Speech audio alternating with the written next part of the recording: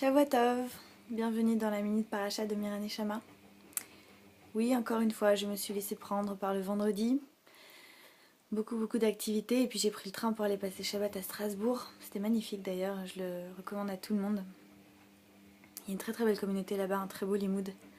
Nous on a eu un limoud magnifique de Rav Eliyahu Abitbol et de Nicolas Eliachev. C'était absolument magnifique. Toujours est-il que je n'ai pas posté la petite vidéo de la paracha de la semaine vendredi dernier, alors je le fais ce soir. Baalotecha. Baalotecha, quand tu allumeras les nérotes, les bougies, tu leur feras faire face à la menorah. Et moi, c'est sur la menorah que j'ai envie de me focaliser aujourd'hui. Baalotecha, c'est une paracha dans laquelle on parle beaucoup de cette question du désir, de la nostalgie, du regret, de l'ingratitude avec ces récriminations des Bnei Israël contre la manna, la nourriture, la portion de nourriture miraculeuse qu'il leur est envoyée du ciel, et qui volent de la viande et qui pensent à ce qu'ils avaient Bechinam gratuitement pour rien en Égypte, etc. Et puis c'est aussi une paracha qui est importante parce que c'est là où Myriam se retrouve frappée de tsara, de lèpre, pour avoir fait du lachon hara contre Moshe, contre la femme de Moshe. Donc c'est une paracha où il y a beaucoup de choses très importantes et où il y a beaucoup de sujets d'études. Et pourtant, moi là je vais me focaliser sur la menorah et sur un tout petit détail de la menorah. Et ça peut donner une idée de la richesse du texte, de la richesse de la Torah. Le fait que vraiment on peut se focaliser sur un mot. Il y a un univers comme ça de sens dans un mot. Et moi le mot qui m'intéresse c'est le mot qui est utilisé en hébreu pour décrire la forme de la menorah, à quoi ressemble la menorah, donc le chandelier. Et il est écrit dans le texte Veze Maase HaMenorah. Alors c'est très intéressant parce que littéralement on pourrait croire que ça veut dire et voici les actions de la menorah, Maase, les actions. On dit souvent, quand on parle de Hachem, on dit aussi Maase Bereshit qui fait les actions de la création. Donc Ze Maase Menorah et Maase HaMenorah, et donc on nous décrit la manière dont la menorah est construite. Elle est construite d'un seul bloc d'or, comme ça, d'or pur. Et à la fin, donc on nous dit Kanasa Moshe et Menorah, ainsi comme Dieu l'avait instruit, ainsi Moshe fit la menorah.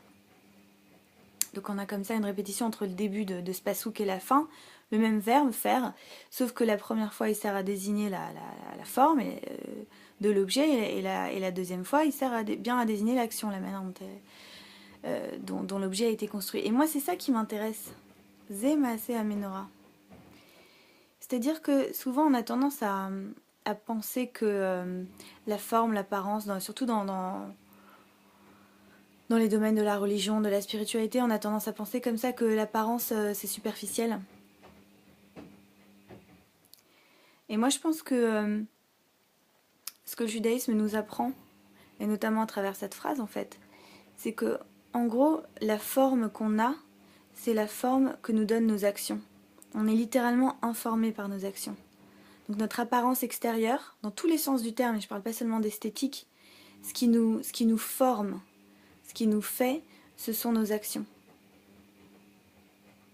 Et dans le judaïsme, en fait, il n'y a pas cette dualité comme ça entre le corps et l'esprit à laquelle on pourrait s'attendre. La cacheroute, par exemple, c'est un témoignage de l'importance de ce qui entre en nous, de ce qui nous constitue, de ce qui nous fait. Les lois de pureté également. Et d'ailleurs, la tsara, la lèpre dont est frappée Myriam, on pourrait dire que c'est une illustration de ce même phénomène par lequel on devient ce qu'on fait. Elle a médit, elle est frappée de cette lèpre. Et c'était ça en fait, tout simplement la pensée que j'avais envie de partager dans cette minute paracha, c'est nos actions nous informent, on devient nos actions. Et donc il est très important d'accorder l'importance à nos actions qu'elles méritent. Et du coup ça rend beaucoup moins superficielle l'histoire de la forme physique, de la ligne, des régimes, toutes ces questions-là qu'on peut penser complètement superficielles. En fait elles reflètent un mode de vie, elles reflètent la manière dont on traite notre corps. Et parfois on croit à tort que dans la tradition juive on ne prend pas ça en compte. Mais Rav Kook, le premier Rav Kook, le premier grand rabbin d'Israël, avant que ce soit l'État d'Israël, lui, ça a été un des premiers à le dire, à quel point un juif devait prendre soin de son corps. Voilà, on est fait Betselem Elohim, on est fait à l'image du divin. La nature est belle, nous aussi on doit être beau. Voilà. Alors moi, ma bracha pour vous pour cette semaine, c'est que vous preniez soin de vos actions, parce que vos actions vous forment, et que vous preniez soin de vous-même. Voilà, c'était la Minute Paracha de Mira Neshama. N'hésitez pas à partager, à liker, à commenter comme d'habitude. Je vous souhaite une très très belle semaine et je vous retrouve la semaine prochaine.